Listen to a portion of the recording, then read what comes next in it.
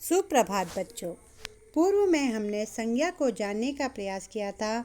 आज हम सभी संज्ञा के विकारों में लिंग को जानने का प्रयास करेंगे। अब हम लिंग किसे कहते हैं यह जानने का प्रयास करेंगे। लिंग किसे कहते हैं? लिंग संज्ञा के जिन शब्दों से हमें पुरुष जाति का या स्त्री जाति का ज्ञान होता है या बोध होता है, उसे हम क्या कहते हैं? लिंग कहते हैं। मतलब कि वो नर है कि मादा है, इसका हमको जानकारी प्राप्त होती है, तो वो हमें क्या बताता है? उसे वही क्या है? लिंग कहलाता है। ठीक है। तो लिंग कितने प्रकार के होते हैं? लिंग जो है वो 2 प्रकार के होते हैं। पहला है पुल्लिंग और दूसरा है स्त्रीलिंग। पुल्लिंग किसे कहते हैं? अब पुल्लिंग जो है जहाँ पर हमें पुरुष जाति का बोध होता है तो उसे हम पुल्लिंग कहते हैं। जैसे चूहा, हाथी, अध्यापक, दुकानदार, सोफ़ा, मंदिर, मकान, बुढ़ापा, पिता, भाई, मामा, चाचा, दादा आदि जो है वो क्या है? सारे के सारे पुल्लिंग में आते हैं। अब स्त्रीलिंग क्या है? स्त्रीलिंग जो शब्द हमें स्त्री जाति का बोध कराते हैं उन्हें हम स्त्रीलिंग में रखते हैं। ठीक है, वो स्त्रीलिंग कहलाते हैं। जैसे चूहिया, हथनी, अध्यापिका, दुकानदारनी, कुर्सी, मेज, झोपड़ी, जवानी, माता, बहन, मामी, चाची, दादी, फसल, ऋतु आदि। लिंग की पहचान कैसे होती है? लिंग की पहचान जो है वह हम लोग निर्धारित करते हैं। अब ये निर्धारित कैसे होता है? जो हमें मादा की पहचान कराता है वह स्त्रीलिंग का जिसमें मादा की पहचान होती है वो स्त्रीलिंग में आते हैं, और जिसमें पुरुष लिंग में वो आते हैं जिसमें हमें किसकी पहचान होती है? पुरुष जाति की पहचान होती है। ठीक है, नर की पहचान होती है, वो किस में आते हैं? पुल्लिंग में आते हैं। अब कुछ शब्द ऐसे होते हैं जो प्राणीवाचक शब्द, मतलब प्राणी उनको पुल्लिंग में ही प्रयोग करता है, और कुछ ऐसे होते हैं जो स्त्रीलिंग में ही प्रयोग किए जाते हैं। ठीक है, जैसे यहाँ पे देखो लिखा है मादा में, देखिए इसमें लिखा है ना, प्राणी शब्दों में कुछ शब्द सदा ही पुल्लिंग में आते हैं। जैसे उल्लू, खरगोश, कौवा, तीतर, चीता, बिच्छुआ, खटमल, भेड़िया आदि। इसमें कोई हम लिंग भेद नहीं कर पाते हैं। ऐसे ही प्राणीवाचक शब्दों में जो स्त्रीलिंग में हमेशा स्त्रीलिंग के लिए ही प्रयोग किए जाते हैं, जैसे मक्खी, चील, गिलहरी, बतख, कोयल आदि। ये प्राणीवाचक शब्द हैं, किंतु कुछ जो है वो सदा के लिए पुल्लिंग में प्रयोग किए जाते हैं और कुछ सदा के लिए स्त्रीलिंग में प्रयोग किए जाते हैं। इसके अलावा कुछ जो होते हैं वो लोक प्रचलन में आते हैं। जो लोग मतलब कि जो सबके सब जिस तरीके से बोलने लगते हैं तो वो उसी रूप में प्रयोग किए जाते हैं, तो वो लोक प्रचलन कहलाता है।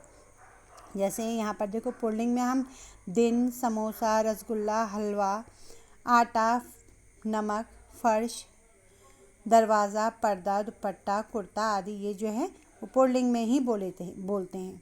ठीक है, स्त्रीलिंग में हम बोलते हैं रात, बर्फ़ी, मलाई, रोटी, छत, खिड़की, चुनरी, कमीज, पैंट आदि। ठीक है, तो यहाँ पर जैसे हम बोलेंगे समोसा रखा है, बर्फ़ी रखी है, तो वो स्त्रीलिंग का बोध करा रही है, वो पुल्लिंग का बोध करा रहा है। ठीक है, तो मलाई रखी है, रसगुल्ला रखा है। अब ऐसे ही पुल्लिंग में जो हम शब्दों का प्रयोग जो कुछ ऐसा होता है कि जिसमें पुल्लिंग शब्द में ही उनको बोला जाता है। जैसे दिनों के नाम हैं, महीनों के नाम हैं, ग्रहों के नाम हैं, पहाड़ों के नाम हैं, समुद्रों के नाम हैं, देशों के नाम हैं, धातुओं के नाम हैं, अनाजों के नाम, पेड़ों के नाम, फलों के नाम, महाद्वीपों के नाम, शरीर के अंगों के नाम और पदों के नाम तथा रत्नों के नाम। शरीर के कुछ अंगों के नाम तो पुल्लिंग में भी प्रयोग किए जाते हैं और कुछ के स्त्रीलिंग में भी प्रयोग किए जाते हैं। ठीक है, तो पुल्लिंग में प्रयोग किए जाने वाले शब्द जो हैं ऊपर बताए गए हैं कि कौन कौन से शब्द जो हैं 14 के 14, यहाँ पे देखो 14 बताए हैं, 14 जो हैं वो 14 के 14 जो हैं वो पुल्लिंग में प्रयोग किए जाते हैं। और स्त्रीलिंग में है नदियों के नाम, भाषाएं, झीलें, खेलों के नाम, तिथियों के नाम, गहनों के नाम, भाववाचक संज्ञाएं, इकारांत शब्द और बड़ी इकारांत शब्द। ठीक है, ये किस में प्रयोग किए जाते हैं? स्त्रीलिंग में। आ, ई और उ जिनके अंत में आता है, जिन शब्दों के अंत में, जिन तत्सम शब्दों के अंत में जो है आ, ई, उ आता है, वो स्त्रीलिंग में प्रयोग किए जाते हैं। जिन तत्सम शब्दों के अंत में अ आता है, जिनका अंत किससे होता है? अ से होता है, वो पुल्लिंग में प्रयोग किए जाते हैं। जैसे अ से में आ गया जीवन, मरण, ये क्या है? पुल्लिंग में प्रयोग किए जाते हैं। और स्त्रीलिंग में गीता, ठीक है, और नदी, ई की मात्रा है लास्ट में, अंत में। और ऐसे ही भक्ति, ये जो है वो किस में किए जाते हैं? स्त्रीलिंग में प्रयोग किए जाते हैं। अब देखिए इसमें लिखा है पुल्लिंग और स्त्रीलिंग बनाने के नियम। इसके कुछ नियम हैं, जैसे बताया है आपको आनी, आइन, ये जो है इससे बनते हैं। जैसे पंडित का पंडिताइन, नाई का नाइन, ठीक है, ठाकुर का ठकुराइन, लाला का ललाइन। ठीक है, अब आनी जिसमें आएगा वो आपका स्त्रीलिंग में आनी कैसे प्रयोग किया जाता है? जैसे चौधरी का चौधरानी, सेठ का सेठानी, नौकर का नौकरानी। ठीक है, तो ये किस में आएंगे? जेठ का जेठानी, ठीक है, जेठ का जेठानी। अब देखिए इसमें ये देखिए, अब इसमें बताया गया आपको यहाँ पर ई से बनने वाले, जैसे दादा का दादी, ठीक है, चाचा का चाची, लड़का का लड़की, नाना नानी, अंधा अंधी, बेटा बेटी। अब इया से बनने वाले कुत्ता का कुतिया, चूहा का चूहिया, बंदर का बंदरिया, बेटा बिटिया। ठीक है, ऐसे ही लोटा लुटिया। अब इसके अलावा इन से बनने वाले हैं माली का मालिन, ठीक है, तेली का तेलिन, हत्यारा हत्यारिन, धोबी धोबिन, पापी पापिन, नाती नातिन।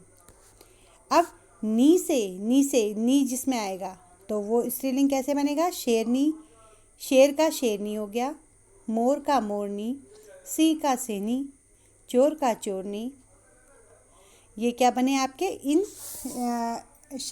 जो नियम, इन प्रत्ययों को मिला करके अंत में उन शब्दों के पीछे आनी, इन, जैसे आइन, आनी, ई, या, इन और नी, इन प्रत्ययों को जोड़ करके क्या होता है?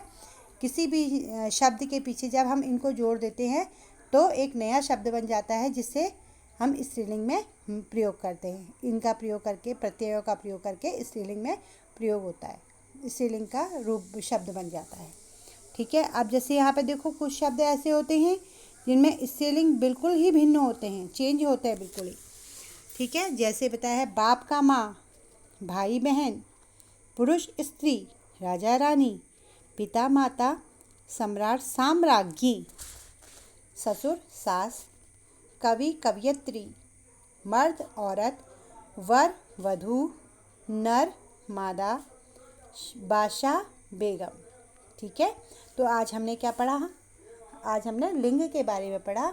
लिंग किस प्रकार से बनाए जाते होता है, और स्त्रीलिंग पुल्लिंग क्या होता है, लिंग किसे कहते हैं, स्त्रीलिंग लिंग कितने प्रकार के होते हैं, ये हमने आज पढ़ा। ठीक है, और प्रत्यय लगा करके कैसे उनमें परिवर्तन आता है। किसी भी पुरुष लिंग के शब्दों में जब अंत में प्रत्यय लगा करके हम प्रयोग करते हैं तो उससे हम स्त्रीलिंग का नया शब्द बन जाता है।